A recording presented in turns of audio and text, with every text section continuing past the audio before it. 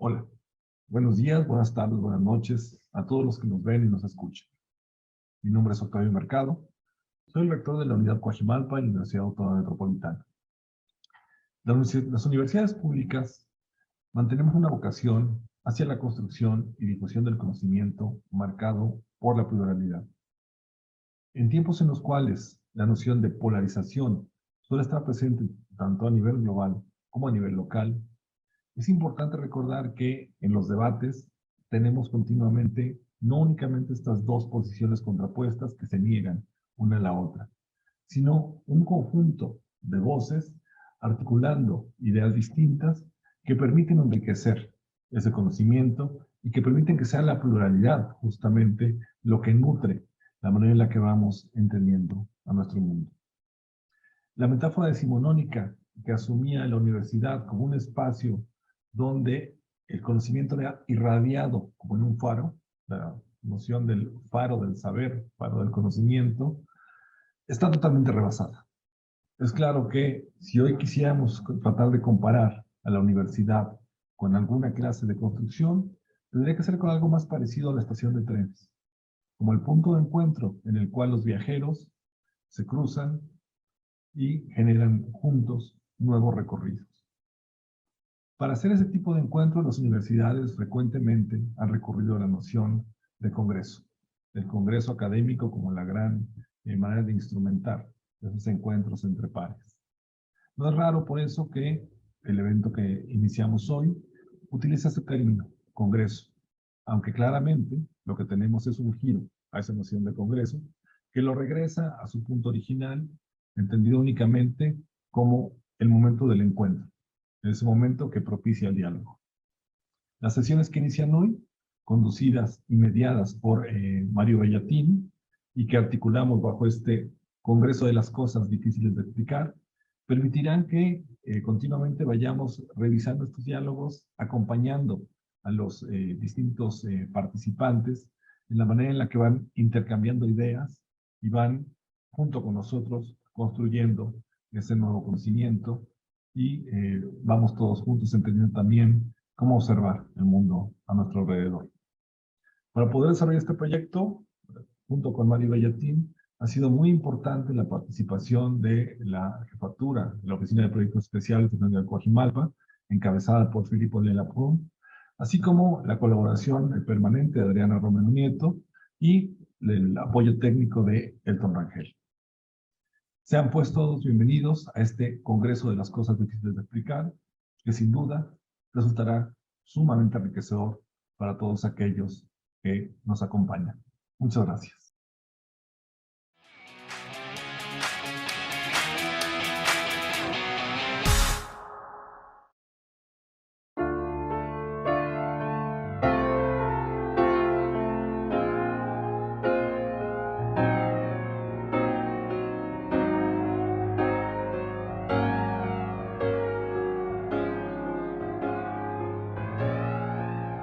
Bienvenidos a todos.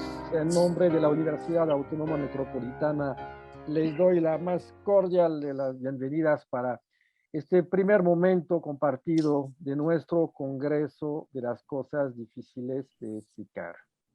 Yo soy Filippo Lelaprin, soy jefe de proyectos especiales y este congreso está pensado, preparado, cocinado por el escritor Mario Bellatín, que nos hizo el favor de colaborar y reflexionar para llegar a este momento. Efectivamente, lo que nos interesa no es hacer un congreso más, no queremos hacer un encuentro literario más, sino queremos realmente proponer a través de encuentros de creadores que nos interesan. Pretendemos pensar y trabajar acerca de lo que es la escritura, la creación, y no necesariamente hablar de problemas de sociedad o problemas de la actualidad que muchísimas veces ilustran otros congresos. Nosotros queremos hablar del arte poético, de cómo se crea, cómo se inventan cosas. Queremos tener un tono distinto y nos parece que es el papel de una universidad tener el rigor de pensamiento por el cual hemos invitado y convocado a muchos creadores que nos interesan mucho. Me acompaña Adriana Romero, que nos va a hacer el favor de presentar a los dos invitados de hoy y después le daré la palabra a Mario Velatín para que nos haga la introducción del día. Adriana, te dejo la palabra. Muchas gracias, Philip. Bueno, gracias a todos, gracias a Belie, Clarisa y sobre todo a Mario por esta primera charla. Y bueno, voy a presentar en orden alfabético por apellido para que no haya susceptibilidades. Entonces, bueno, Belie Beltrán es comunicador y escritor dominicano y es muy activo en redes sociales, sobre todo en Twitter, que su Twitter es @BelieBeltrán por si lo quieren seguir, o otro que tiene es @minúsculas P, o sea, minúscula, y justamente ahí hay un juego porque el minúsculas, la M va en mayúscula y luego lo demás en minúsculas. Y bueno, según su Twitter, a veces tiene ganas de ser bibliotecario porque dice que la única conversación que quiere tener es con las páginas. Y bueno, ha publicado varios libros de cuentos, entre ellos Pardabelito, los poemarios Crónicas a la Colmena y Pájaros en el Vértice. Y sus cuentos han sido traducidos en varios idiomas, al alemán, al italiano, y también ya han aparecido en países de América Latina, como por supuesto México, Puerto Rico. Perdón, eso de por supuesto México sonó un poco nacionalista, me disculpo. Puerto Rico, Perú, Italia y República Dominicana. Y justamente el Twitter que yo daba tiene que ver con una plataforma de difusión cultural que se llama Minúsculas, que es la que él lleva a cabo. Y Clarisa, que también nos acompaña, ella es actriz, creadora escénica y es maestra mexicana y comparte la dirección artística de La Máquina de Teatro, que para quien le interese entrar, su página web es www.lamaquinadeteatrotodojunto.org.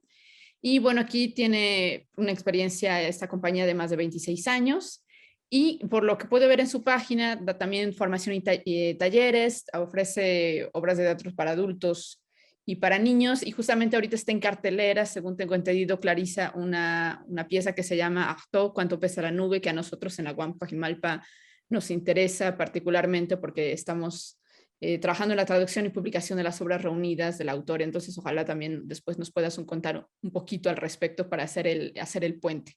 Y bueno, tiene estudios en la Escuela de Artes Escénicas de Brasil y en la École Internationale de Théâtre de Mouvement de Jacques Lecoq en París. Y bueno, pues ahora le cedo a Mario la palabra. Querido Mario, ahora tú abres la puerta y por favor, adelante con este primer encuentro, este primer día de debates y diálogos en este Congreso de las Cosas Difíciles de Explicar. Mario Velatín. Bueno, buenas tardes, buenas noches. Como estamos en distintas latitudes, ¿no? Agradezco muchísimo la invitación de la universidad y agradezco muchísimo que hayan aceptado tanto Clarisa Meleiros como Belie Beltrán esta invitación tan fuera de orden, de alguna forma, porque lo que yo intento, y aparte, bueno, podríamos explicar desde el título, ¿no?, de por qué se llama el Congreso de las Cosas Difíciles de Explicar. Hay un libro que se llama Poeta Ciego, ¿no?, donde el personaje va recopilando como una suerte de Biblia en esta realidad tan fuera de orden en la que va viviendo, ¿no?, una serie de sucesos que le van ocurriendo, ¿no?, y al cual llama el cuadernillo de las cosas difíciles de explicar.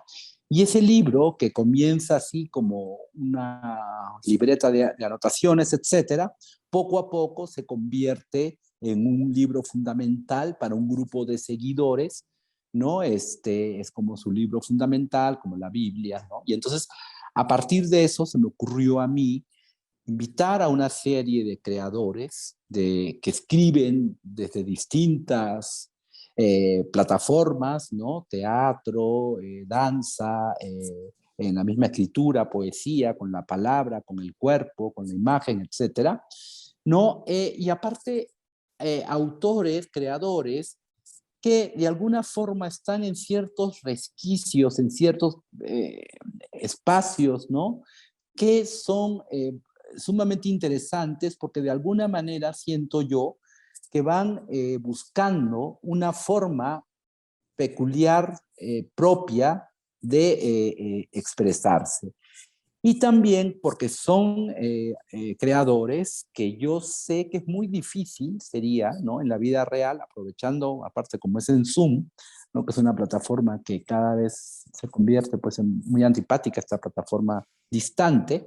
Entonces yo traté de utilizar esta plataforma a favor, no porque son pensamientos, o sea, juntar a estos dos creadores, por ejemplo, en esta tarde, esta noche, ¿no? Son creadores que dudo, ¿no? Que en algún momento se conozcan realmente en físico, etcétera, ¿no? Y entonces, pues sí, Belie Beltrán, ¿no? Que está ahorita en República Dominicana, Raíza Meleiros, ¿no? Que tiene su centro de vida actualmente en México, pero también es una autora transhumante, ¿no? Porque ella ha estado mucho tiempo en Europa y ahorita se encuentra en Brasil. Entonces, ese diálogo, ¿no? Entre México, Brasil, Dominicana, Francia, Londres también, ¿no? Sé que le dice que estuviste en Londres estudiando teatro. Pues me interesa muchísimo de toda esta mezcla, ¿no? ¿Qué cosa puede producirse? ¿No? Y si hablo de lo difícil de explicar, es como que me interesaría que en esta conversación entre ustedes dos se traten temas que normalmente no se, no se discuten dentro de las líneas oficiales de cómo debe ser, por dónde deben ir los caminos, ¿no? De la cultura en general.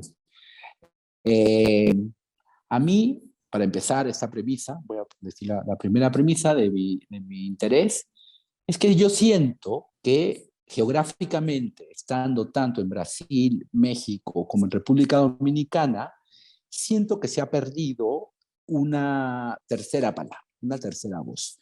¿No? Siento que tal vez desde los años 90, la caída del muro, la estandarización, la globalización, etcétera, hay como una tendencia a repetir ciertos discursos que provienen de un centro, ¿no? Occidental, ¿no? Y yo me parece que hubo en los años 60, 70, 50, etcétera, una necesidad de crear, de saber quiénes somos, ¿no? De qué estamos conformados, o sea, y que esa búsqueda de alguna manera se fue diluyendo, ¿no? Entre ciertos autores, pero yo siento que tanto Clarissa como Belie siguen buscando eso. Entonces sí me gustaría plantear, ¿no? Como primer pretexto, cómo se sienten ambos con relación a Occidente, Latinoamérica, qué somos, ¿no? O sea, cómo sienten la base, si sienten una base sólida a partir de la cual comenzar a crear, o si es algo que se está construyendo constantemente, este espacio, ¿no? Desde el cual estamos hablando, cada uno en nuestros lenguajes. Sería como lo primero que me gustaría escuchar.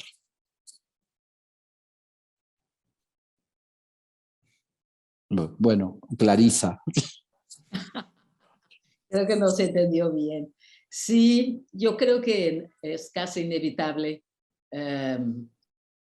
¿no? No ser una especie de mezcla, ¿no? De ideas, sobre todo en mi experiencia, ¿no? Que de repente te recargabas en el eurocentrismo por la propia educación que he tenido yo al principio. Pero enseguidita, aquí donde nací, en el sur de la América del Sur, decidí que mirar para arriba y ver pasar los aviones no era suficiente, porque pasaban y no paraban. Entonces decidí ver cómo eran los puertos de partida.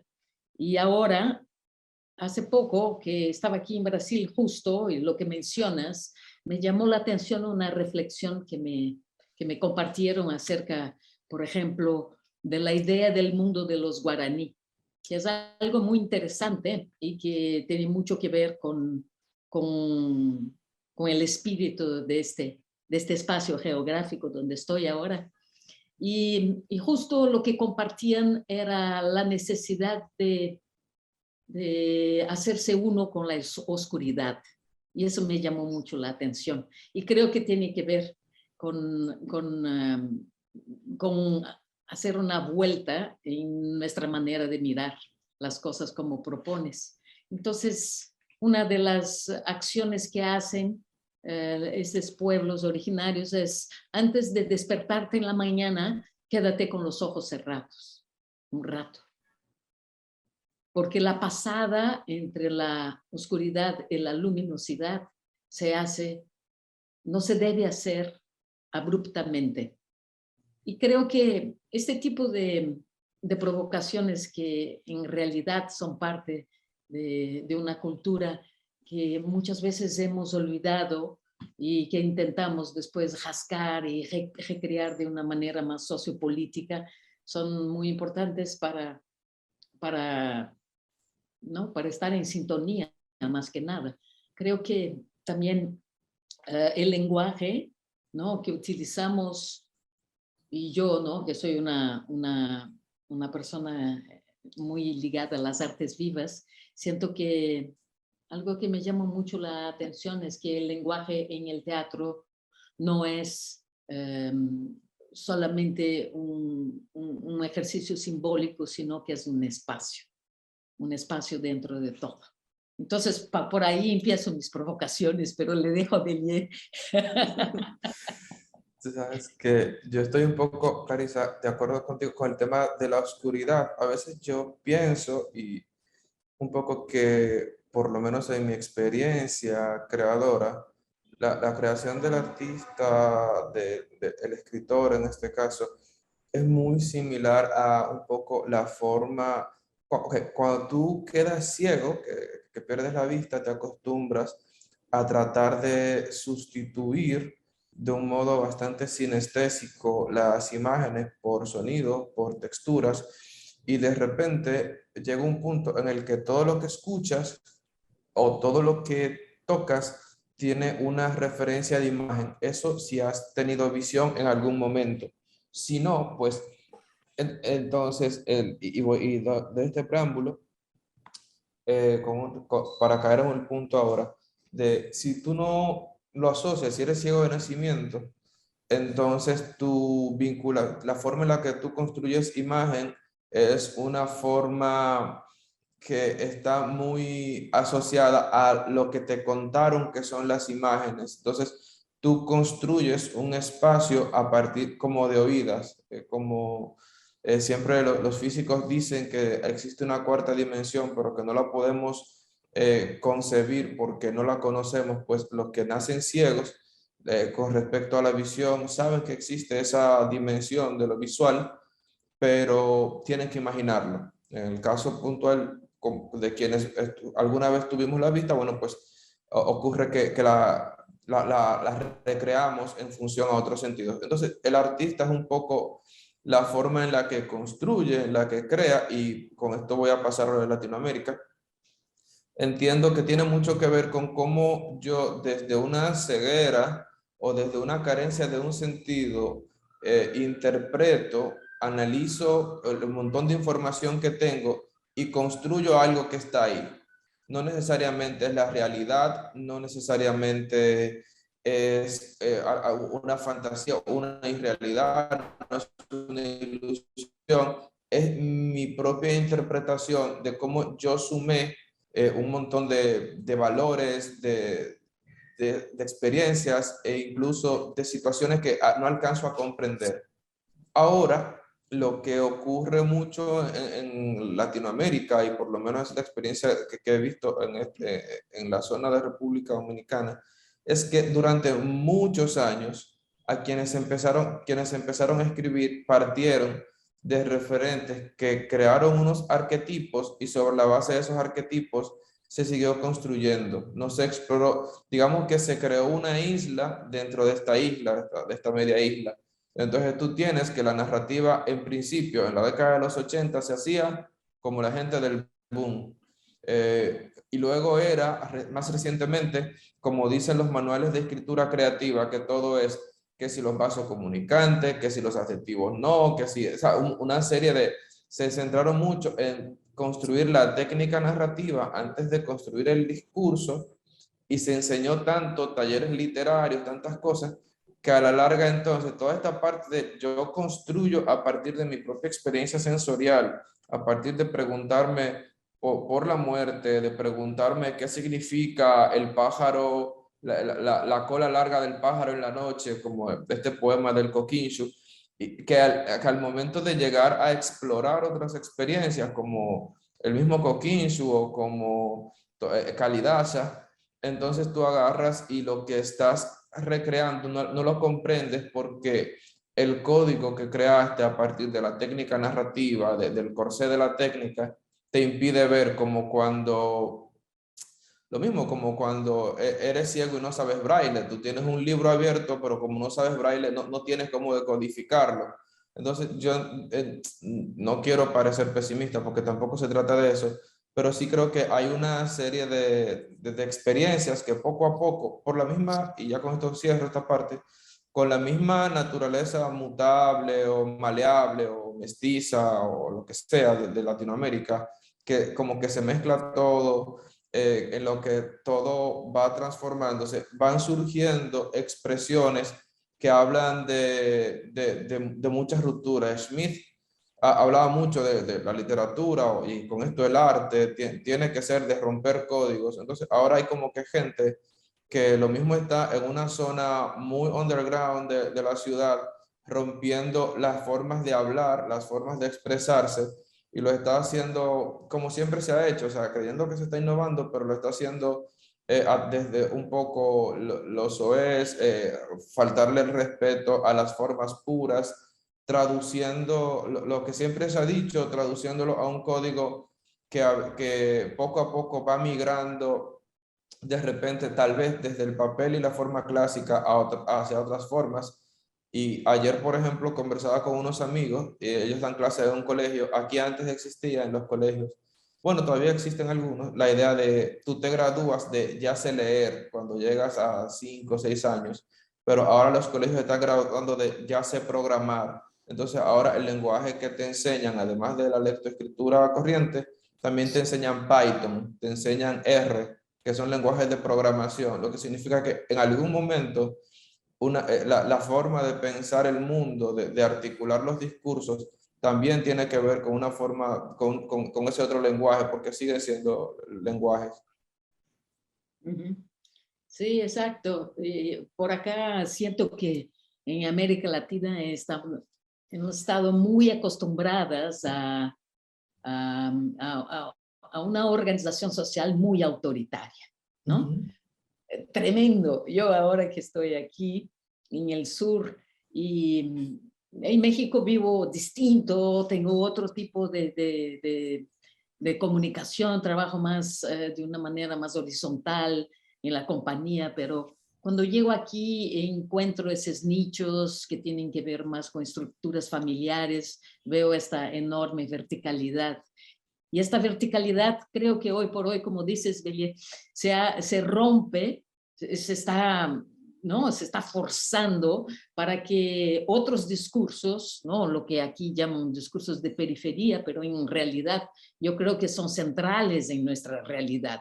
Periferias, así serían geografías de las ciudades, pero en realidad, numéricamente, el pensamiento y la manera de sentir esta realidad son el centro de eso. Y creo que eso es muy, muy importante en este momento. Justo lo que decías, hablaba con una amiga que tiene una oficina literaria ayer justo y me contaba que ella trabaja con algunas mujeres que se dedican a limpiar casas de otras gentes y que por tanto su manera de escribir es una manera de escribir muy, muy similar a cómo hablan y con una libertad gramatical extrema porque no pasaron por el embudo, ¿no? Del adiestramiento cultural y eso evidentemente es de una riqueza enorme y una riqueza de lo que dices, porque su relación con la vida son los sentidos, ¿no? Y los sentidos, el sentido del tacto ¿no? Que me imagino que es algo que tienes muy, muy desarrollado, tal vez sea una de las partes principales de nuestro cerebro, porque de alguna manera nuestra mente se queda queriendo leer la mente del otro, ¿no? De eso se trata, intentar dialogar, ¿no? Es hacer un enorme esfuerzo por percibir lo que el otro está Una especie de percibiendo. telepatía. Sí, y eso me llama mucho la atención en tu trabajo también, porque evidentemente tu percepción viene desde otro sentido, ¿no? Sentido de otra expansión, ¿no? De la percepción, ¿no?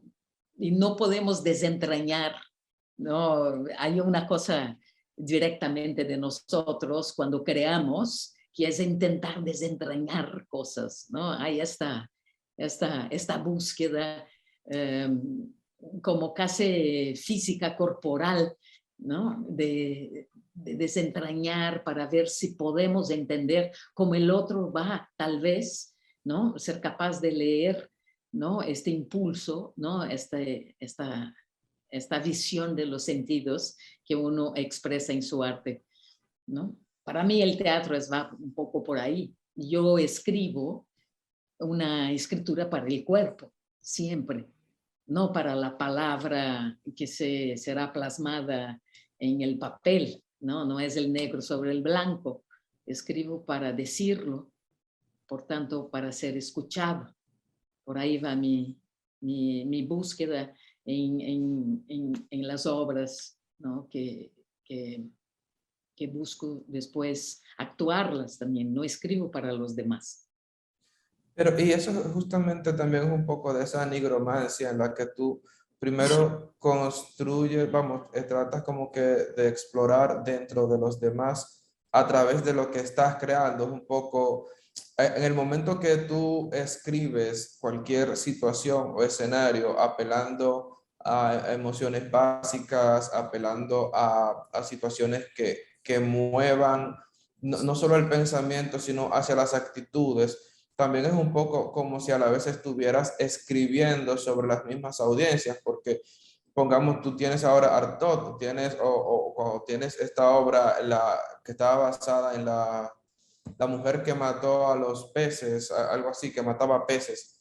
En ese momento tú estás escribiendo pensando en una audiencia porque tú te vas a expresar, pero no, tú no estás apelando a la indiferencia, no es como yo estoy escribiendo para que la obra no cause nada, como hay autores que de repente escriben un texto por la mera compulsión de escribir para que el texto quede ahí.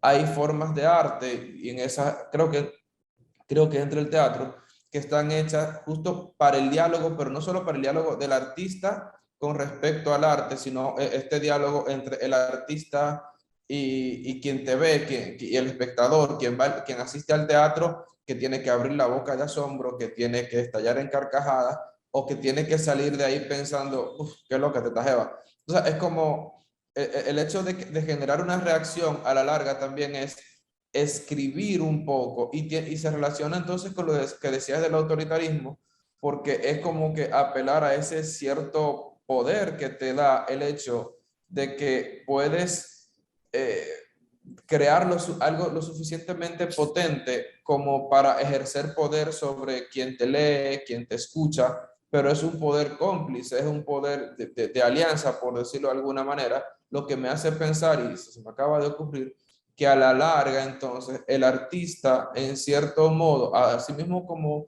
trata de establecer esta telepatía, este diálogo, esta forma de leer la mente de los demás, también es un actante que está en posición de poder con respecto a, y por eso tú ves que los grandes músicos, digo grandes no en función al término clásico, sino como que los músicos que mueven masas o que mueven pequeños públicos, tienen un poder por el hecho de que yo te hago cantar lo que yo compongo, tararear lo que toco, y que entonces va como que en esa dirección en torno al poder, y eso es, sí, el poder sí es algo que forma parte de todos los diálogos de Latinoamérica.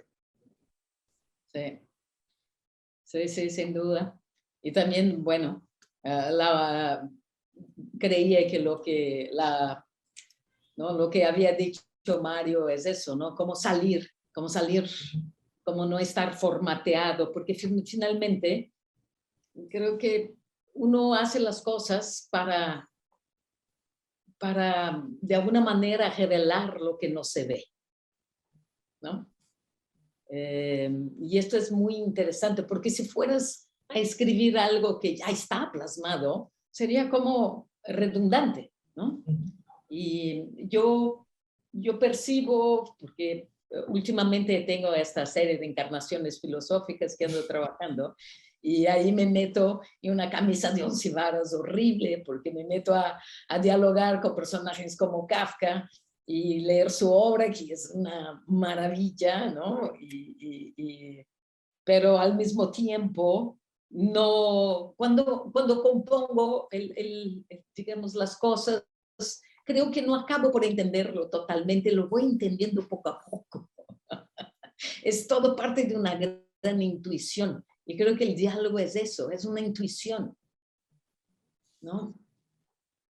Porque es que al final es un poco como, acá hay un escritor que suele decir, entender está sobrevalorado, pero lo dice no como que esté mal o bien entender, sino por el hecho de que en ciertas ocasiones hay artistas que en la búsqueda de comprender se pierde justamente esa intuición de la que tú estás hablando en este momento. Entonces, cuando entender es lo que te mueve, como que entender al autor y no de repente a la idea o no de repente al mundo que él está construyendo con su obra, tal vez te pierdes la intuición de establecer ese diálogo, porque el diálogo es como, el diálogo gira, va de un punto a otro, sin que necesariamente sea un ejercicio puramente racional, sino que tú vas navegando por corrientes que surgen en el momento y que tú puedes partir desde qué hacemos en Latinoamérica hasta cómo es la intuición la que te dicta lo que estás transmitiendo, lo que estás comprendiendo.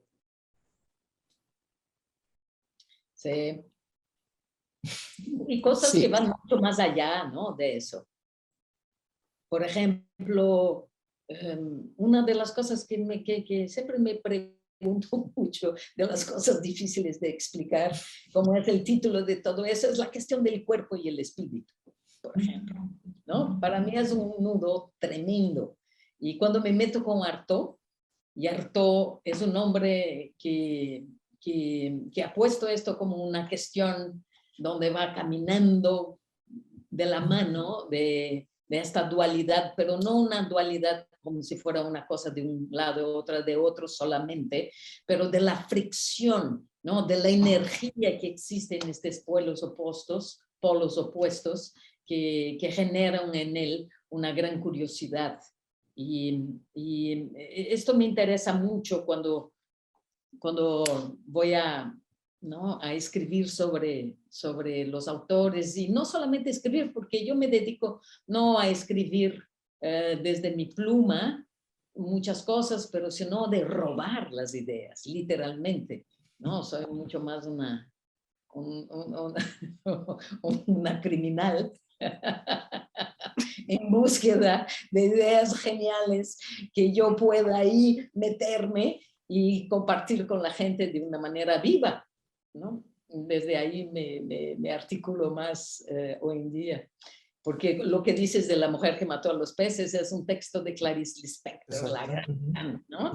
Maravillosa Clarice Lispector, que también en un ataque de culpa personal cuenta la historia de los pescaditos que sus hijos le dejaron para cuidar, y que ella se clavó escribiendo justo y no les dio de comer.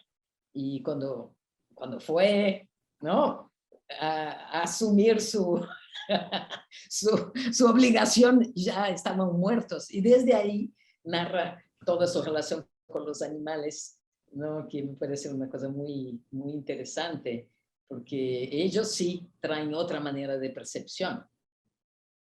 Pero es que igual también, por ejemplo, este diálogo con el cuerpo es muy recurrente porque a la larga el modo en el que tú de repente puedes construir tu propio cuerpo, puedes interpretar tu cuerpo, también te permite recrear un escenario. Yo siempre recuerdo unas escenas de Murasaki Shikibu, de aquella época cuando la leíamos, y la forma de ella transmitir de repente cierto estado social del Japón, de la dinastía Heian, estaba simplemente en un gesto de la mano o en una forma de mover los ojos que tal vez podría tener una mujer, una cortesana, una emperatriz consorte, o me pasa o con las mil y una noches, cuando todo lo que pasaba a las mujeres, por ponerlo en un contexto muy de este tiempo, dependía de un gesto de Harun al-Rashid, que él moviera la mano a la derecha o izquierda, y ya con eso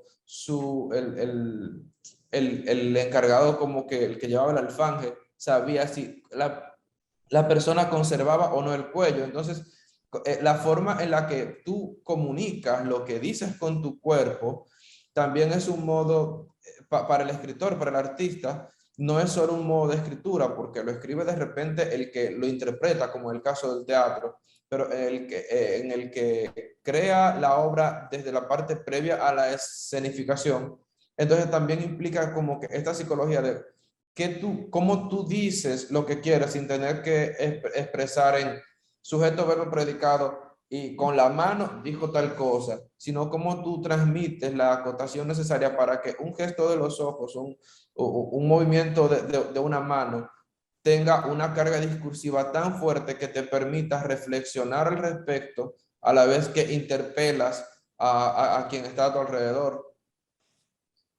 Sí, ¿verdad? Yo no tengo la menor idea, en realidad, que creo que se va dando en un proceso, en el propio proceso de creación, ¿no? No hay fórmulas, o pues, tú sabes mejor, ¿no? Porque te pones a escribir y tus cuentos, no hay fórmula, era lo que decías, ¿no? Y bueno, hay un marco, eso sí, ¿no? Hay un marco concreto, que es tal vez el tipo pues, ya usar la palabra producto, pero la odio, ¿no? Porque, digamos, lo que es expulso, ¿no?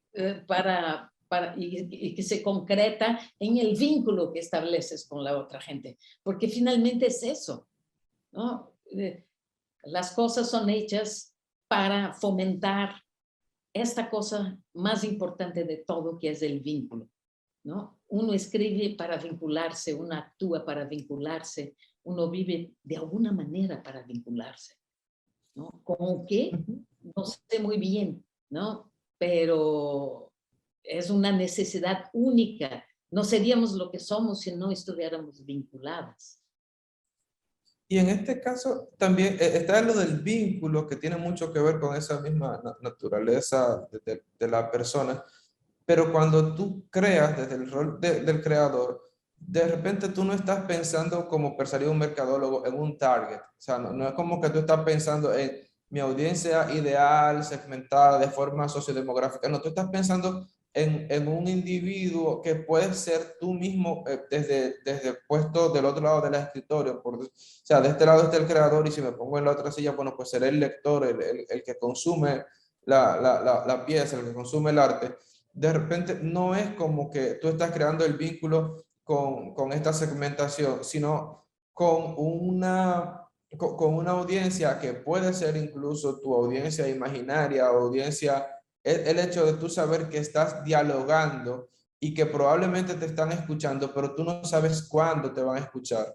Y por eso se dan estos casos en que, aunque yo escribo desde una codificación muy marcada, que forzosamente está relacionada con el tiempo, con la condición física, con la forma de economía en la que vivo, que está demarcada incluso por el hecho de que en este momento aquí estamos en verano y en Brasil estamos en invierno. Todo eso como que me marca algunos códigos que van a determinar ciertas formas de expresarme, a menos que yo consiga romperlas. Entonces, ese código, hay algún lector, hay alguna audiencia, en el caso del teatro, que tendrá que encontrar la forma de vincularse a lo que estoy diciendo para interpretarlo, pero al final de cuentas lo va a hacer también desde sus propios códigos. Entonces es como cuando uno ve estas películas de naves espaciales en las que una nave se acopla a la otra en ciencia ficción sin que necesariamente sean naves similares. Entonces, es como que el acoplamiento entre mi audiencia y yo como obra, ya no como creador, depende mucho de una serie de códigos, y por eso de repente al final cada texto, cada lector, aunque lea la misma obra, está leyendo algo distinto porque lo está leyendo en función a su época, a su etapa. Incluso yo como persona voy a leer siempre de distintas formas lo que haya escrito yo mismo, o si lo leo, que al final es otra cosa. Y lo pienso, para darte paso, con eso que dice de que al final siempre estamos buscando el vínculo, pero yo no estoy tan seguro de que a la hora de buscar el vínculo lo estemos haciendo con decir, por ejemplo, mi vínculo va a ser con esta mujer o con este hombre. Mi vínculo es con esta persona que que acople su forma de entender el mundo a la forma de entender lo que yo le estoy proponiendo. Sí, sí, yo creo que es eso. Uno busca el vínculo del vínculo, ¿no? Más dentro de esta idea un poco espirálica de la cosa, no tanto a alguien especial. Justo ando ahora estudiando mucho sobre Hildegarda von Bingen, que es alguien a lo cual ¿no? Quiero hacer una pieza, un performance, algo, ¿no? Para compartir lo que ando ahí leyendo. Y uno de sus grandes, ¿no? hits y cómo es conocida es por sus visiones, ¿ves? Y era un poco lo que colocabas al principio, como tú, ¿no? Esta manera que tienes distinta de percibir, ¿no? A través, ¿no? de la no visión convencional, ¿no? Y mi pregunta un poco sería ¿cuáles son tus visiones? ¿No? Una vez que tú identificas en tu propia escritura tus marcas, tus huellas, eso que decías ahora, ¿no? Que pueden ser ¿no? cosas que uno también intenta romper, ¿no? Pero tal vez condicionamientos, maneras, aprendizados, pero ¿cuáles son tus visiones? Muy buena pregunta. Es como, y me recuerdo una conversación que tuve con un amigo acá, se llama Miguel Jiménez, Miguel de Ballester, que le decía, yo no entiendo, parece que la gente, él es escritor, y él decía, cuando me preguntan qué yo quiero decir con lo que escribo, o que al final yo no te sé decir cuáles son mis visiones, porque si yo voy atrás en lo que escribo, siempre hay gente que es anómala. A mí me interesan mucho las anomalías. Y me interesan mucho las anomalías en las personas. Y cuando digo anomalía, me refiero como que a situaciones, escenarios, conductas fuera de lo cotidiano, como que dentro de dentro de un entorno aparentemente cotidiano, haya mucha violencia, pero pero esta violencia contenida, porque al final yo creo que interpreto a las personas o interpreto el mundo que me rodea desde la violencia contenida, de repente la rabia del niño que tiene una fijación con cómics y su hermana, por decir algo, hasta la misma idea de que Espartaco, de algún modo absurdo, se devolvió en Sicilia y terminó teniendo que asumir conductas súper violentas solamente por gestos. Entonces, en lo que yo veo siempre tiene que ver con lo que significan los gestos más allá de la persona o por encima de la gente, pero desde las anomalías. Yo trato de ver un mundo muy distorsionado, tal vez no desde el punto de vista de la caricatura, pero sí es el hecho. Irónicamente, todo lo que yo escribo trato de que tenga muchas referencias geométricas, referencias visuales, como si fuera una especie no quiero decir desquite porque no es la palabra correcta, pero como no estoy viendo las cosas y las estoy creando, entonces te estoy obligando a ti que sí ves cuando lees a darle no la forma que tú quieras, tal vez si quieras, tal vez, sino lo que yo te digo. Por eso de repente vas a ver que hay muchos cuadrados, hay figuras geométricas, hay colores muy específicos, pero siempre asociados a conducta, a emociones muy concretas, regularmente en torno a la violencia. Así que ya, resumiendo, yo te diría que mi visión estética o mi visión del mundo pasa por la geometría, la violencia contenida y los colores muy estridentes desde el punto de vista de... Es como que trato de tener una perspectiva muy pictórica más que otra cosa, creo. Por lo menos en mi cabeza así lo tengo. Que ya en el papel quede otra cosa, bueno, pues, ¿sabes? Sí. Sí, me parece muy interesante todo eso. Mario, ¿quieres decir algo? Sí, bueno, muchísimo, quería cosas de decir, pero quiero escuchar. Estoy embelesado. A ver, había truco, ¿no? Cuando yo pensé que ustedes dos conversaran, ¿no? No fue al azar. Y de alguna manera hay una palabra que en portugués que no hay en español, que es el famoso desbunde, ¿no? Y yo siento que por allí es donde van estas creaciones, ¿no? A este desbunde, ¿Cómo sería el desbunde, Clarisa, en la traducción? O sea, es algo como una exacerbación de la sensualidad, ¿no? Algo que se transborda puede ser en los ojos, puede ser que se transborde, sí, es algo... Y no hay en castellano esa... No hay traducción directa, ¿no? Es como Saudade, así que no, que es muy no, particular, ¿no?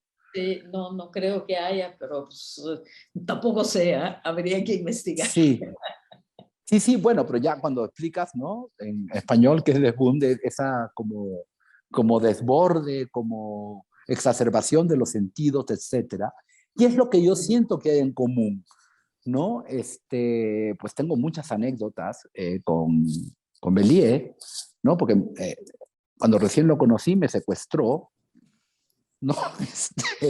Tuve un auto y le preguntaba, porque el ministro de esa época, fui a una feria, no sé, organizada oficial, ¿no? Y Sí, sí, sí, justamente sí. yo ya sabía que ahí no estaba el asunto, ¿no? En la parte oficialista, sino yo quería pues llegar donde estaban los que realmente estaban escribiendo en la realidad concreta, fuera de orden, ¿no? Entonces le pedí a Bélier que me sacara porque el ministro me seguía porque quería cenar conmigo y Bélier me secuestró. Y entonces le preguntaron, ¿no? Porque salieron así como las secretarias, los secretarios, ¿no? A Sí, preguntar, sí, sí. Bélier, ¿has visto a Mario? No, no lo he visto. Así no mintió, ¿no? O sea, era la No, no, verdad no. máxima. No, no lo he visto. No. Y yo estaba escondido ahí en la cajuela de ese auto, me acuerdo, y huimos, ¿no? Justamente a una zona de un desbunde que yo veía, por ejemplo, para hablar de Brasil, ¿no? Que podría ser ese universo de Mario de Andrade, ¿no? Del Macunaíma, de la música, es esa mezcla del colmado, de la gente tomando alcohol, de las personas que se comunican por sonidos guturales, ¿no? Lo que ocurre en este barrio Bélier, ¿no? De Santa Co, ¿no? Que es Santa Consuelo, pero Villa Consuelo. bueno, Villa Consuelo, pero es Villapó, ¿no? Villacón. Villacón.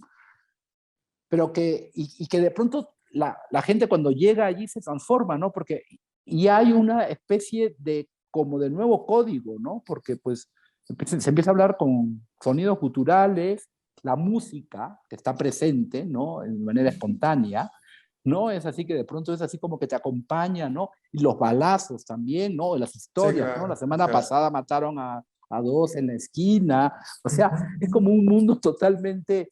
Y yo recuerdo, pues en la literatura brasilera, ¿no? Y pongo Macunaíma, ¿no? Como un ejemplo, ¿no? De ese como desbunde, de ese como fuera de orden, como donde sí está esa mixtura, ¿no? Que somos. ¿no? Porque yo siento que tanto en Brasil como en Dominicana, pues no sé, es esa herencia africana, bueno, Belie, ¿no? Tu nombre, que tú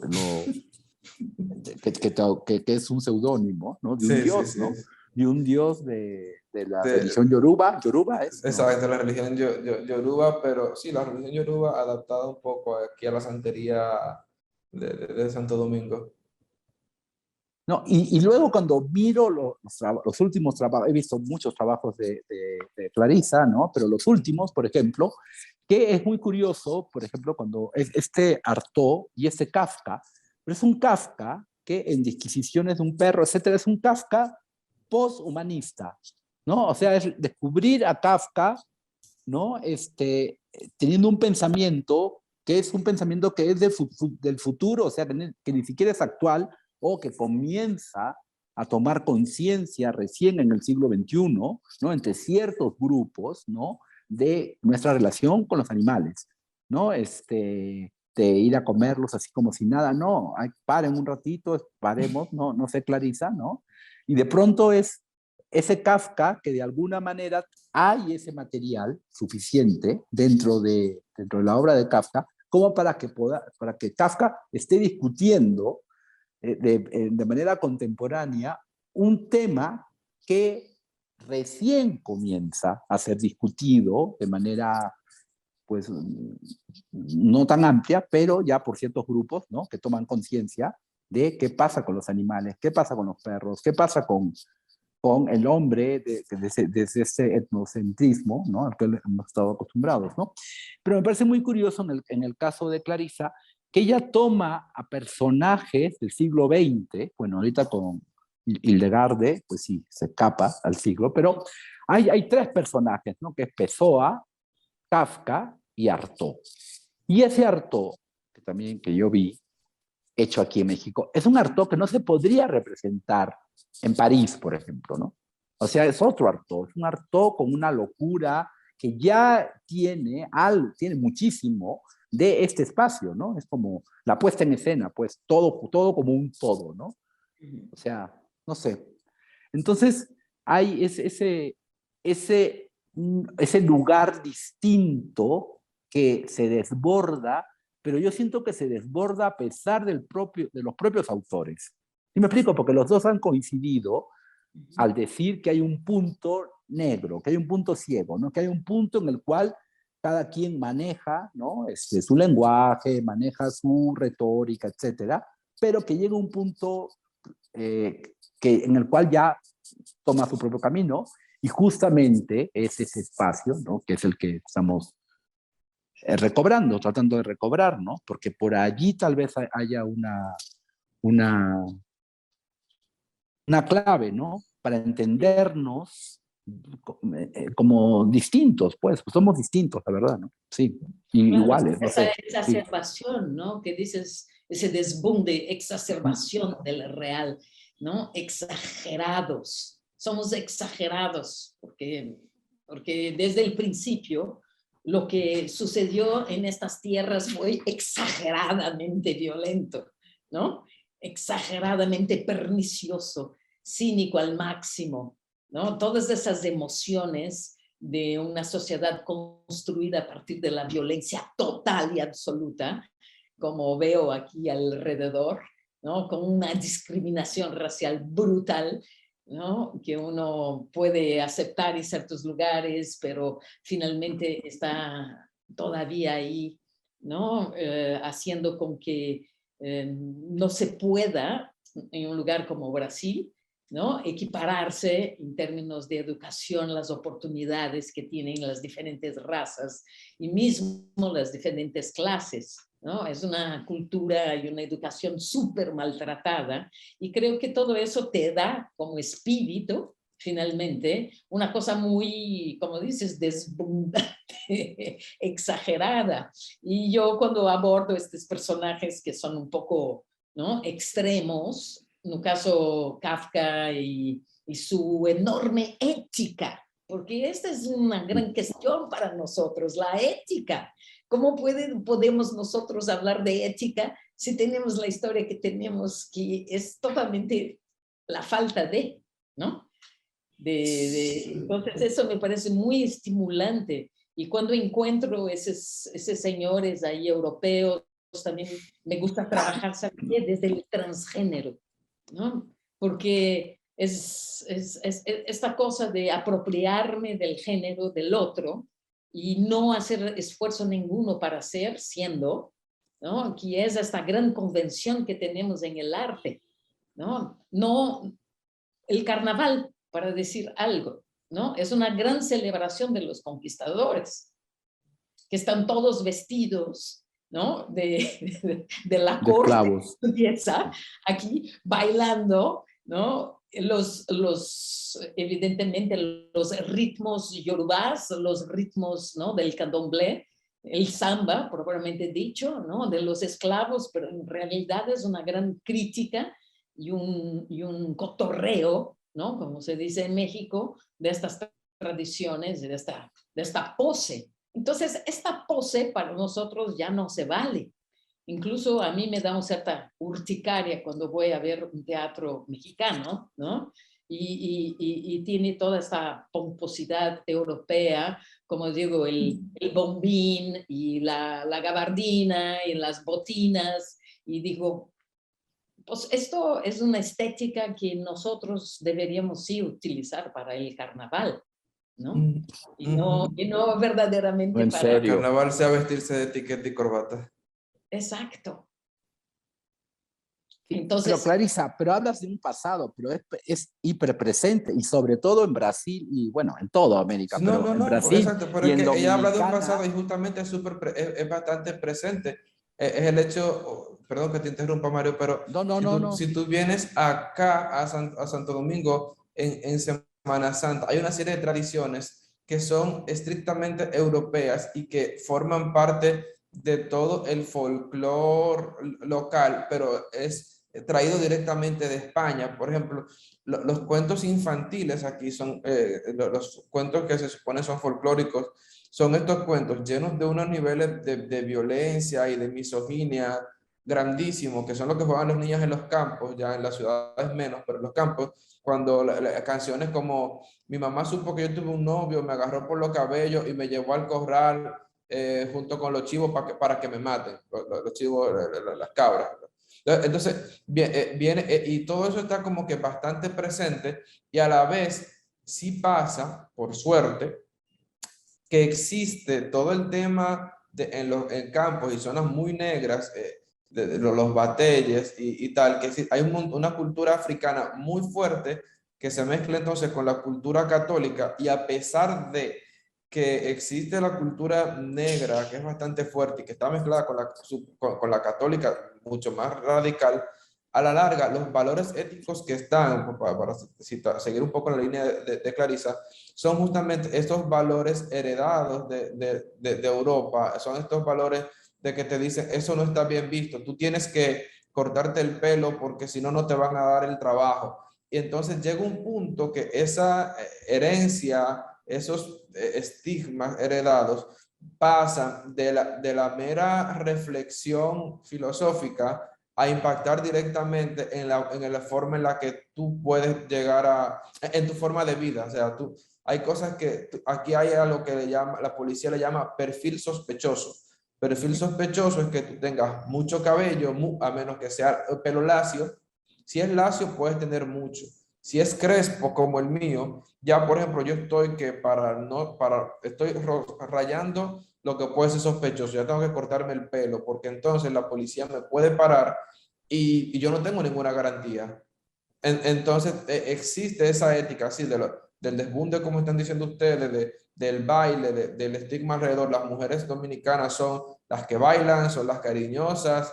Me estoy acordando de un escritor amigo de Mario en la feria. Son estas mujeres sexualizadas. Entonces, y son esos mismos... Ah, sí. Qué horror. Sí. No me acordé.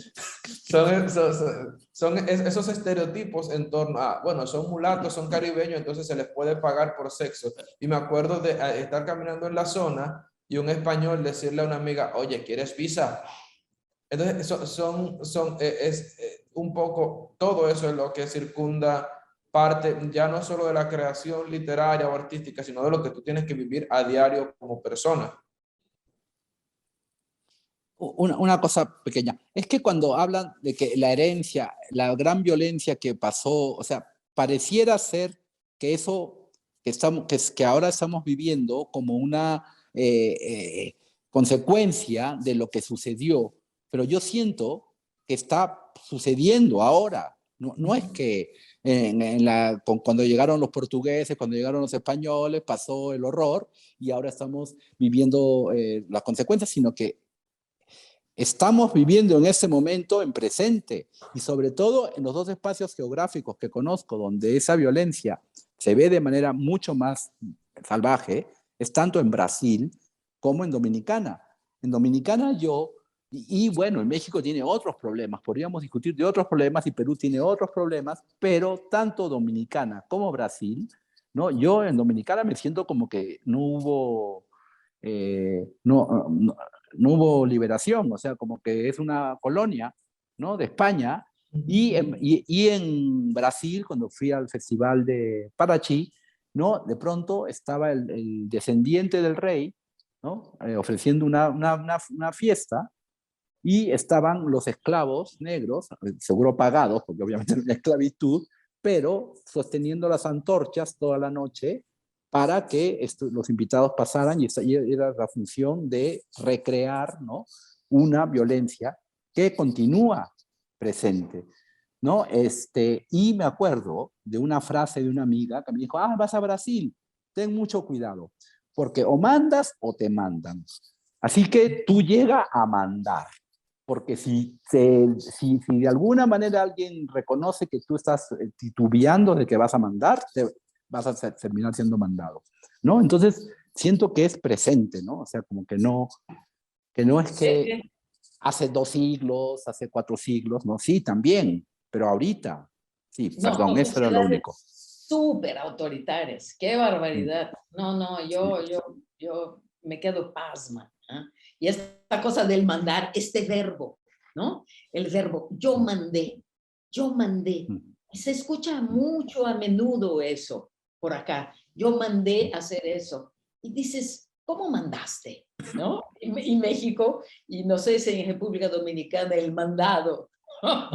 Claro. Sí, no, es lo mismo. Yo mandé el mandado, ¿no? Sí, fulano te manda aquí, decir. O aquí te comes el mandado, ¿no? También. Sí. Acá no se dice tanto en términos de tema de comida, lo del mandado, pero sí es fulano sutanejo te mandó a decir tal cosa, o voy al colmado, mi mamá me mandó a que buscara tal cosa, que dice mi mamá que le mande esto.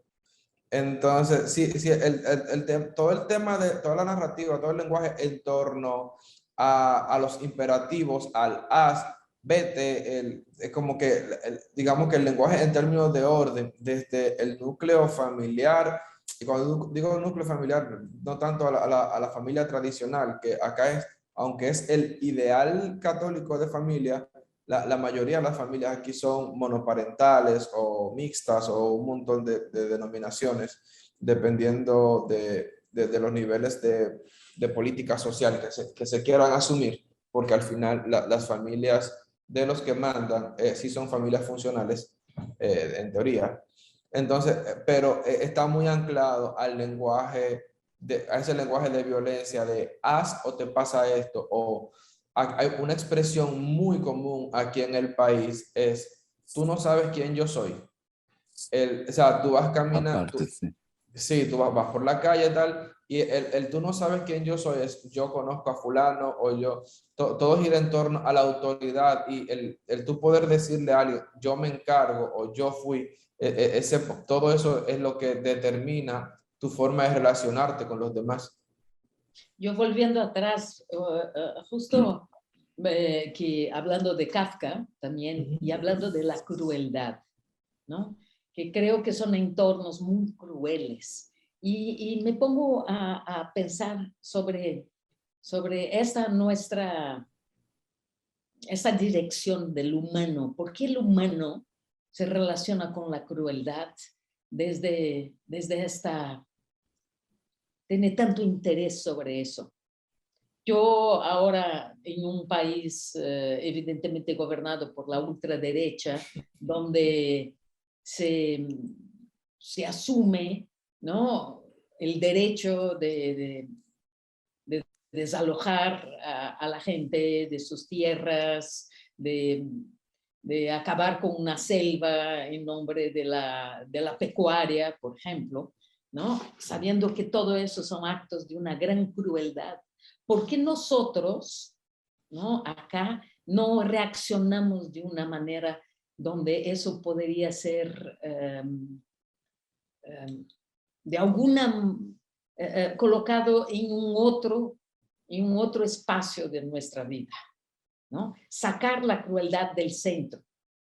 Yo veo, y es uno de mis grandes temas con Kafka, ¿no? Kafka era un hombre muy sensible a la crueldad, ¿no?, de una ética muy impecable en este sentido. Y un ser bastante vulnerable y delicado, aunque muy divertido y irónico. Pero supo pensar la crueldad y supo colocarla en la voz de los animales, ¿no? Kafka lo hubiera pasado muy mal en Latinoamérica, porque su obra es muy latinoamericana. Sí, sí. Y nosotros, mismos siendo oprimidos, ¿no?, en el sentido de esta gran verticalidad de autoritarismo, ejercemos la crueldad uno por encima de los otros. Entonces, ¿qué es esa llave de ignición, ¿no?, que hacen que nuestras culturas acaben siendo tan violentas con nosotras mismas, ¿no?, desde nuestras relaciones de vínculo y no contra quien se debería, bueno, tal vez frenar y hacer como despejo. Es una gran cuestión. Yo creo que es una especie, como la forma que me ocurre de decirlo, es como una lógica animal de supervivencia en la que tú o eres escalón o pisas el escalón, ¿sabes? Entonces, es como que la idea de al bueno lo matan, entonces yo tengo que, esto es una competencia, como que desde pequeño tú creces con la idea de que estás compitiendo, entonces tienes que ir a la escuela para generar unas competencias, para estudiar, para competir, para producir, para ganarte un estatus. Pero el estatus durante muchos años era el tema de lo que tú ganas es con tu esfuerzo, si quieres puedes. Pero ahora también, no solo, ya no es solo el tema de si tú quieres puedes, que vamos, es una gran mentira. Ahora también es el hecho de tú tienes que arrebatar lo que tú quieres. Entonces como que desde pequeñito tus valores son los de tienes que hacer esto para que logres esto y no te dejes. Y tienes, como que él tiene que construye individuos que están continuamente, vivimos en sociedad como si estuviéramos en una competición continua. Estamos compitiendo por alcanzar el puesto, concursamos para obtener una plaza en la universidad o en cualquier punto, concursamos para que nos faciliten un crédito para alquilar una casa o para comprar una hipoteca. Entonces, como que toda esa competencia es la que te dice, el que tenga más fuerza, el que ejerza más presión por la vía que sea, es el que va a llegar. Yo siempre recuerdo, de niño me contaban, mi papá me decía, los gringos dicen, vamos, era un invento de él, pero decía, los gringos dicen, hazte rico por la buena y si no, hazte rico. Entonces, un poco como que esa expresión resume mucho una ética que aunque tú tienes que ser bueno, tienes que ser honesto, no puedes ser corrupto, tienes que ser transparente, todo eso se choca de frente con, tienes que lograr resultados, porque a la larga lo que importan son los resultados. Y el ejercicio, completando eso que dices, siento que el ejercicio de la empatía se hace mucho a través de la música. La música como este lenguaje de armonización capaz de hacernos sentir, ¿no? Y digo la música o la musicalidad. No sé cómo percibes esto en tu propia escritura, ¿no? Hay una musicalidad que nos acompaña, ¿no? O sea, por el origen, ¿no? Aquí de la propia, ¿no? De la afrodescendencia, que es tan importante, ¿no? En nuestras tierras, que hace con que la música, el ritmo, el tambor, el corazón, ¿no? Se haga presente en esta abstracción, pero es una abstracción que sí tiene el poder de la armonía, de una armonía más allá, ¿no? De esta realidad tan ¿no?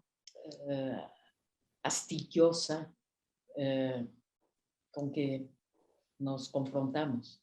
Y probablemente, yo lo veo un poco como que probablemente lo que hace que todo este desborde de los sentidos, toda esta explosión sensorial de la que hablábamos hace un rato, es muy probable que esté cohesionada, que esté unida, compactada en función a los ritmos. Por ejemplo, Mario te contaba desde Villaconsuelo. En Villaconsuelo tú llegas y estás en una acera comiendo empanadas, frente a ti pasa un tipo que seguro que va a un punto de drogas a buscar piedras, a crack, y poco antes pasó un tipo que era atracador y pasó una madre de familia, o sea, como que pasa todo el mundo en una especie de comparsa discontinua, pero en todo momento hay un colmado que tiene a todo volumen una salsa, una bachata, un dembow, y el dembow te cuenta la vida del barrio, la bachata te cuenta el mal de amores, casi como que fuera una ranchera. Bueno, la bachata tiene mucha influencia de la ranchera mexicana, y está luego la salsa, que son todos los timbales, toda esa banda sonora que va como en una rueda continua todo el tiempo, una cosa detrás de la otra, una detrás de la otra, sin que haya pausa entre una y otra, te hace como que de repente tú te estés comiendo la empanada mientras el mundo pasa frente a ti, pero tú pasas con ese mundo e inconscientemente tus actos, por lo menos en ese barrio, giran en torno a ese ritmo. Cuando sales de ahí ya todo lo que tú haces, si vas en el carro porque vas al trabajo, hay algún tipo de música acorde a una división de clase social, que dependiendo de donde tú seas, entonces lo mismo será Frankie Ruiz o será un bolero aquí en República Dominicana o será aquí donde quiera que vaya, en todas partes hay música. Es imposible, no se me ocurre una forma de compaginar ninguna actividad de la vida nacional, qué asco, de la vida en el país, que no sea vinculada a la música, desde, como te digo, el dembow y el reggaetón, que mal que nos pese, está ahí y es una realidad cargada de muchísimos ritmos y de muchísima cultura, hasta las formas ya más ortodoxas, como estos ritmos que son los que hemos aprobado en las radios. Yo también te diría que es interesante, Billy, cómo cada lugar habla del amor, ¿no? A través de la música.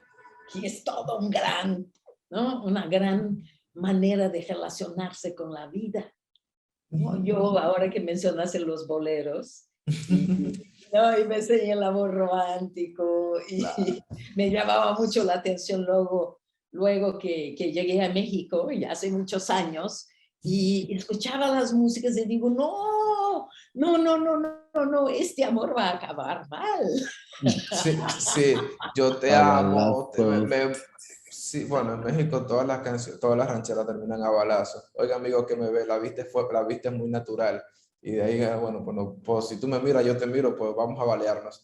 Entonces, pero el amor, no sé, a mí por ejemplo me gusta mucho la bachata. Y en la bachata, el otro día conversaba con un amigo, hay un bachatero acá que se llama Ramón Torres, y estábamos en un podcast hablando sobre las mujeres en las bachatas de Ramón Torres. Entonces, un amigo contaba que en la bachata siempre, todas tienen en común que todas las bachatas son a una mujer que o se fue o se va.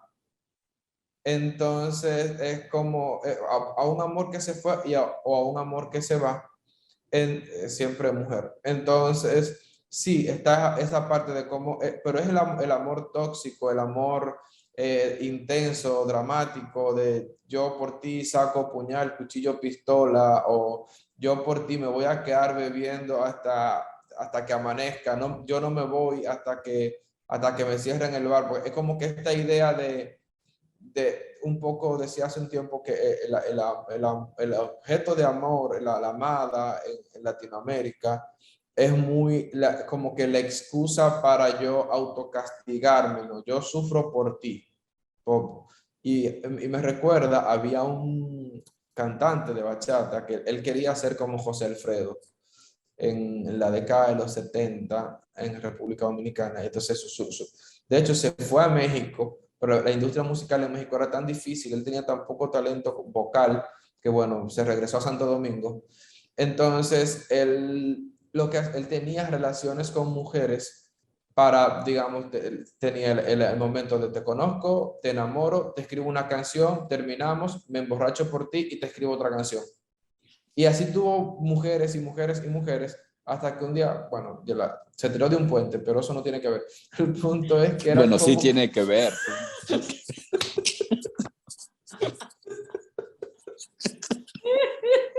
¿Cómo que no tiene que ver? Entonces, ese era Rafa el soñador. ¿Y tú crees que tu escritura tiene que ver con estos ritmos? En mi escritura hay mucha bachata, hay muchas referencias a bachata, a salsa, hay como que pequeños guiños a canciones, como que a toda la música. De repente, yo sí, mi papá de pequeño me hizo crecer escuchando muchas rancheras, de esas rancheras de los 50, 60, 70, mucho mariachi.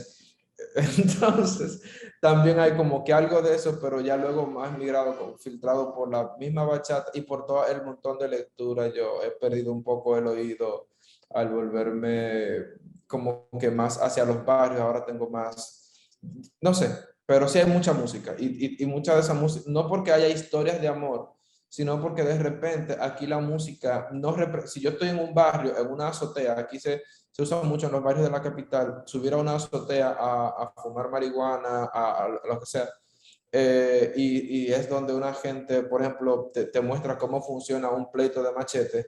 Entonces ahí tú siempre vas a estar escuchando música. Entonces de repente en lo que yo escribo a veces hay fragmentos de bachata o de salsa o de merengue, pero no es como que sea parte en sí de lo que estoy contando, sino que tiene que ver con, digamos que, no quiero decir esa escenografía, pero sí del contexto de lo que, dentro de lo que se está narrando, dentro de lo que está ocurriendo. Sea poesía o sea cuento, pero siempre hay música que está asociada a lo que está ahí.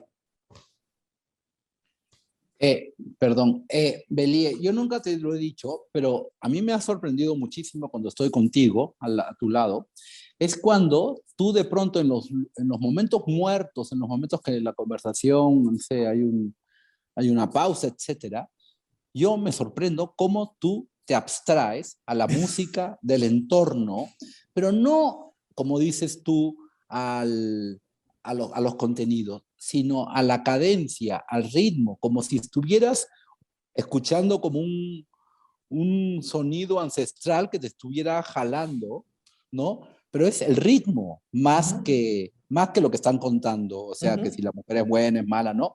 Y de pronto, todos los momentos, y decía, pero Belie, ¿de qué manera, cómo tiene la sensibilidad tan a flor de piel que en cualquier interrupción de la conversación ya está bailando casi, ¿no? O sea, ensimismado con la música, pues que justamente, pues en los barrios a los que vamos, etcétera, pues está en todas partes, ¿no? Como que surge de la magia, de la nada. Pero curiosamente, porque tú hablas del reggaetón, esto, pero no, es como un trasfondo que incluso el reggaetón se convierte en armónico, ¿no? Es como una especie de rumor, como un fantasma que lo envuelve todo, ¿no? Pero a eso es a lo que te abstraes, creo. No tanto a lo que están diciendo, sí. Eso tiene mucho que ver, Mario, con el hecho de, ok, Tú sabes que existe este mito de que las personas ciegas vemos en negro, tenemos todo en negro. Pero en realidad yo siempre veo muchos colores. ¿Tú has visto cómo la gente dibuja supuestamente los viajes de LSD? Bueno, en todo momento yo estoy viendo, a ver, si me concentro, tengo amarillo, púrpura, verde, azul, magenta. O sea, tengo una serie de muchos colores y muy brillantes, en todo momento. O sea, se mueven, dan forma, aparecen hongos. O sea, es como si yo estuviera literalmente drogado. Ahora, ¿qué pasa? Todo lo que yo escucho, yo en cierta medida soy un poco sinestésico. Entonces, los sonidos para mí tienen colores. De repente, yo estoy escuchando a Frankie Ruiz y la música de Frankie Ruiz, cierta canción puede que sea un poco azul, con un poco de esto, un poco de aquello, o el mariachi me parece muy amarillo, como amarillo madera, a menos, Sí. Como excepto Rambo, o por como ejemplo, Ram. o cuando tienen violines, bueno, pues entonces se mete este color más rojizo, amarronado. La cuestión es que yo me puedo abstraer en la música porque yo no la estoy oyendo, yo la estoy viendo, la música está interfiriendo con mi perspectiva visual. Y una vez yo te conté que para mí, como me concentro a través del oído, todo lo que yo escucho es como que una especie de visión 360. No es como que yo me fijo hacia el frente, sino que lo que suena por detrás, por el frente, me da una imagen espacial. Entonces, si solo hay música, me voy a abstraer con mucha facilidad porque no estoy oyendo, estoy viendo. Wow, qué interesante. Y qué bien que el mariachi sea amarillo. Es como muy curioso. Es la visión de los sentidos, sin duda ninguna. Exacto, qué belleza. Sí, Gracias. muy bonito, Sí, no. bonito. Y tiene que ver con esa idea, ¿no? De un lenguaje que en la realidad nace desde otro espacio, ¿no? No desde... Desde el normatizado, ¿no? No. Exactamente. Y eso es maravilloso, ¿no? Yo creo que cuando uno habita desde ahí, tienes la capacidad de proponer o de invitar, ¿no? A otros planos de sensibilidad, justo, ¿no? Que tiene que ver con mi cuestión del cuerpo y del espíritu. También entre las cosas difíciles de explicar, una vez que uno no tiene una creencia, ¿no? Teológica que te sostenga esta idea de lo abstracto del ser, pero que lo percibes evidentemente en todo, ¿no? Y que es presente y se manifiesta, como decía, se manifiesta en el espacio, se manifiesta en la música, se manifiesta en el juego de los colores y sobre todo en las emociones, ¿no? Y las emociones no caso de las artes vivas, es el lenguaje, ¿no? Digamos, las piedras que construyen el camino de la comunicación.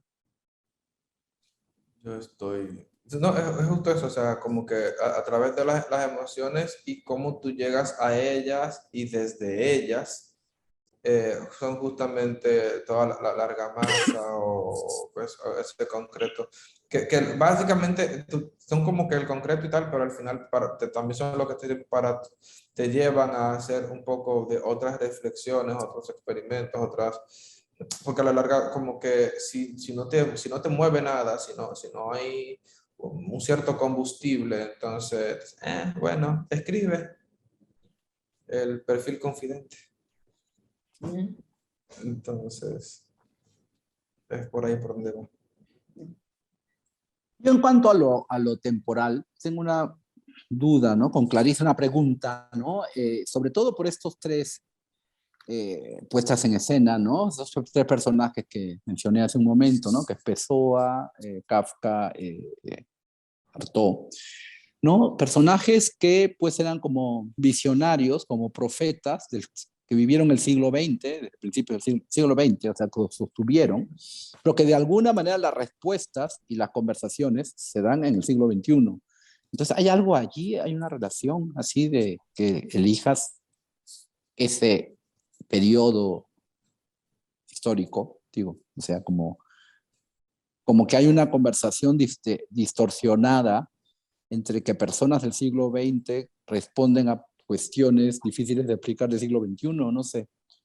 Sí, sí, yo cuando me di cuenta de que todos nacieron, habitaron el mismo espacio temporal, ¿no? Histórico, también qué interesante, ¿no? Que buscaba yo en estos tres personajes, tenía yo una pregunta sobre ellos, ¿no? Que era una pregunta que todavía yo no la puedo formular específicamente, tiene todos esos temas, como la ética, como la cuestión de un mundo que empieza a cambiar muy rápidamente y que cada uno de estos personajes, que ya no eran personajes, personas, ¿no? Autores y gente que se ha dedicado a la escritura, ¿no? Mismo que uno puede decir que Artaud, en el caso, es un hombre teatro, pero él era un hombre teatro porque desbundaba en todo,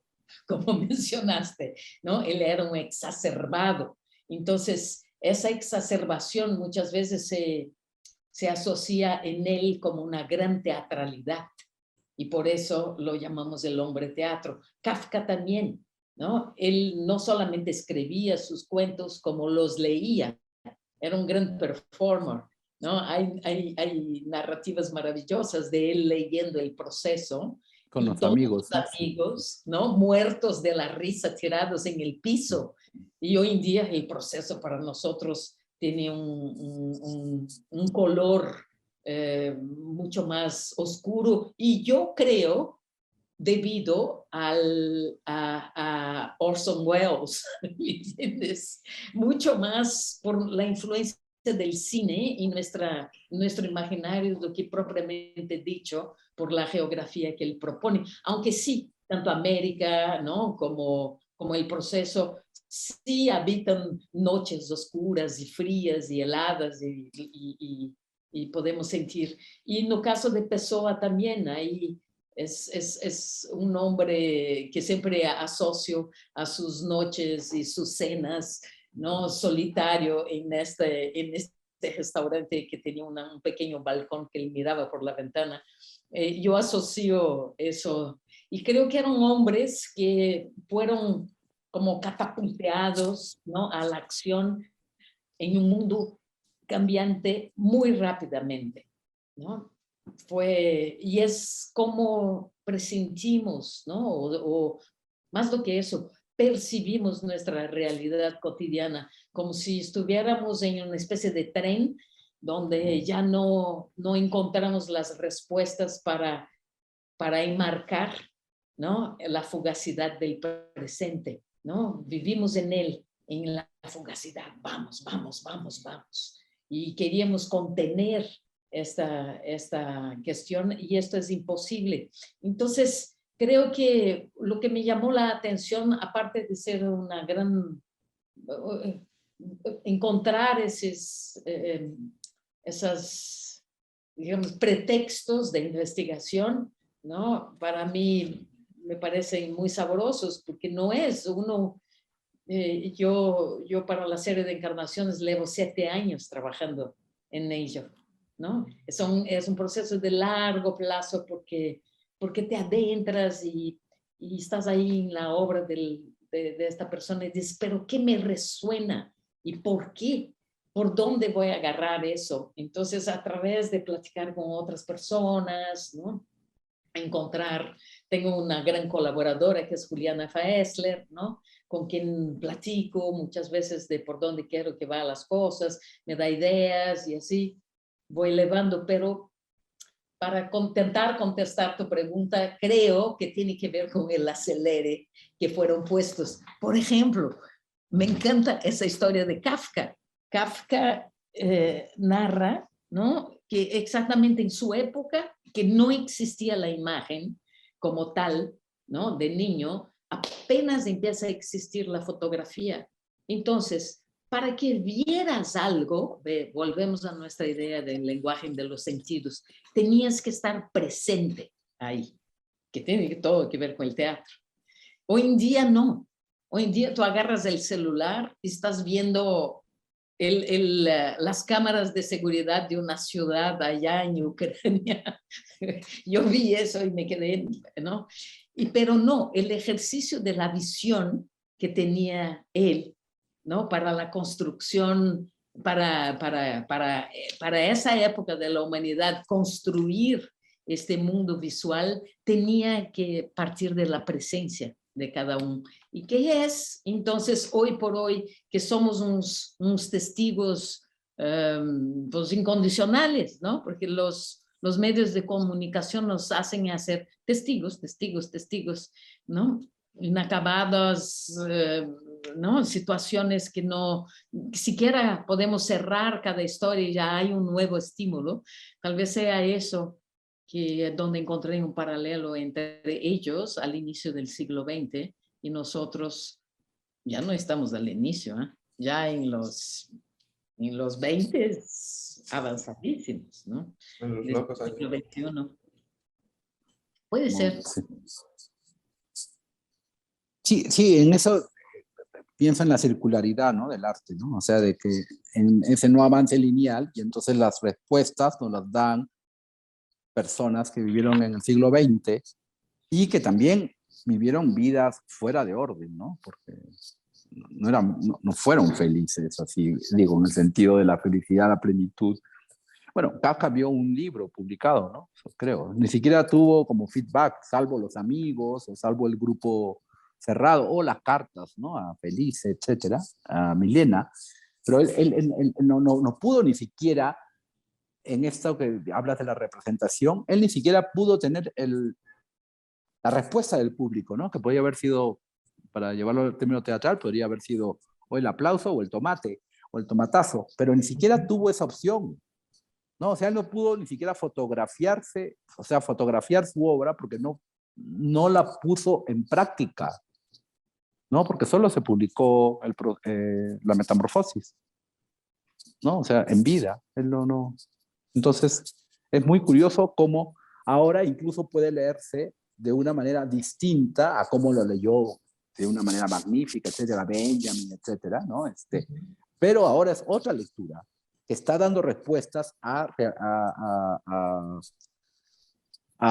una realidad que no entendemos nosotros, pero que sí la podemos entender a partir de los ojos de Pessoa o de Kafka o de Artaud, ¿no? Porque son personajes contemporáneos. Cuando yo veo las obras, tus puestas en escena, no es que voy allí como a una lección sobre el teatro del siglo XX, ¿no? Como qué cosa es el teatro de la crueldad, no sé. No, estoy viendo a un personaje que está dando respuestas a lo que sucede ahora, ¿no? Que vuelvo a lo mismo sin darme cuenta cuando decimos, sí, es que en la época de la conquista fue muy violenta, etcétera. No, es ahora.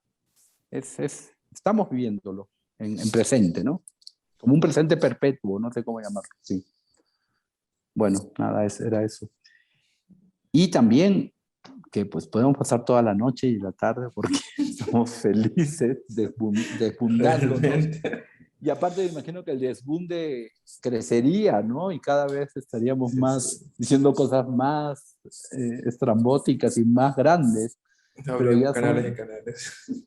Pero son 2 horas que estamos aquí juntos, ¿no? Entonces creo que pues este primer encuentro pues ha sido fantástico, aparte que se conozcan ustedes dos, que Sí, era sí, algo que ha sido un gusto. era lo que yo quería que sucediera en realidad, ¿no? Que se conocieran 2 personas que por razones cotidianas iba a ser muy difícil que ustedes conversaran, ¿no? O sea, sí, quizás sí, por un azar, etcétera, pero era como utilizar este pretexto para que ustedes se conozcan, ¿no? Que era lo que yo quería. Y escucharlos, escuchar el choque entre ustedes, pues, el choque, el desbunde común, ¿no? Sí. Yo me lo he pasado muy bien. Mario, muchísimas gracias a ti, gracias No, todo lo porque de contrario. verdad lo he pasado de lujo, o sea, como que estos espacios son, a veces como que uno está ahí medio metido en su cueva, en su caparazón y tal. Entonces como que estos espacios para chocar, para sacar chispas son siempre es bueno como que sacarse chispa y gracias a Clarisa, de verdad, porque ha sido una experiencia, un despunte, como dicen ustedes. Entonces, me lo he pasado bastante bien. Igualmente, Bueno, muchas gracias. Es No, un placer, Belier. Ahora te espero en México, porque ya sí, escuché por ahí que vas a llegar. sí, sí, sí, sí. sí. Llego el 30 de Para octubre. ver si nos conocemos personalmente, Sí, sí, para llevarte a escuchar los sonidos también de la Ciudad de México. por favor y gracias. No, y tiene un deseo fundamental, Belie, que quizá Clarisa se lo puedas tú cumplir, que es conocer a Liliana, Felipe, Sí. que es tu amiga, ¿no? Sí, sí, Y que por también es mi supuesto. amiga, pero pues, es tan difícil personaje, que si le digo, "Ah, te quieren conocer, Liliana", cierra todas las puertas, ¿no? Basta que diga que alguien la quiere conocer para que se esconda, porque tiene una especie, es un personaje muy curioso, con un miedo escénico, o sea, ella que es una super cantante, Sí, estrella, ay, acostumbrada a los grandes públicos, y cada vez tiene nuevos públicos, ¿no? Jóvenes, con animalistas, etcétera, ¿no? Y de pronto ella, en su vida personal, no quiere ver a nadie, ¿no? Entonces, igual tú la convences a Liliana. Sí, espero que ande por la Ciudad de México. Ya ves que está Sí, viviendo se va a ir a Panamá, fuera, sí, ¿no? sí, sí. Pero sí, sí, sin duda ninguna, si anda por ahí, la voy a contactar para que la puedas conocer. no, de lujo. Y si no, pues nada, conocer la ciudad, porque al final lo que me interesa mucho sí es de esta parte de caminar, recorrer, ver, a mí me interesa mucho ver gente, escuchar gente, meterme entre los sonidos. Yo recuerdo de hace un montón de años haber estado, yo fui a México como que entre 2010, 2009, y siempre recuerdo estar junto a un puesto de la calle, yo no recuerdo qué yo hacía ahí, no qué sé yo, pero estaban vendiendo y mientras estaba esperando a que me atendieran, había otro vendedor enamorando a la vendedora y ya estate quieto, como que era como que yo no entendí lo que lo que él le dijo, pero fue algo como que súper soez y a mí me llamó mucho la atención que a nadie le llamara la atención lo soez que él había sido con ella y que su reacción fuera como que ya estate quieto. Y no sé, entonces como que esas dinámicas, la forma en la que la gente se encuentra en las calles, a mí me interesa mucho. Pues buenísimo. Muchísimas gracias a los dos, Bueno. a Filip, Adriana. Muy bien, gran conversación, muchas ideas que se entremezclaron. Muy, muy bien. Muchas gracias a los dos y a Mario, por supuesto. Sí, gracias a todos, gracias a los tres. Pues, queden Bueno, bien. que pasemos una buena noche. Pero sí, yo ya los extraño. Quiero verlos. Vengan, quédense a dormir en mi casa con una pijamada. Sí. Muy bien, muchísimas gracias. Chao, chao. Un beso.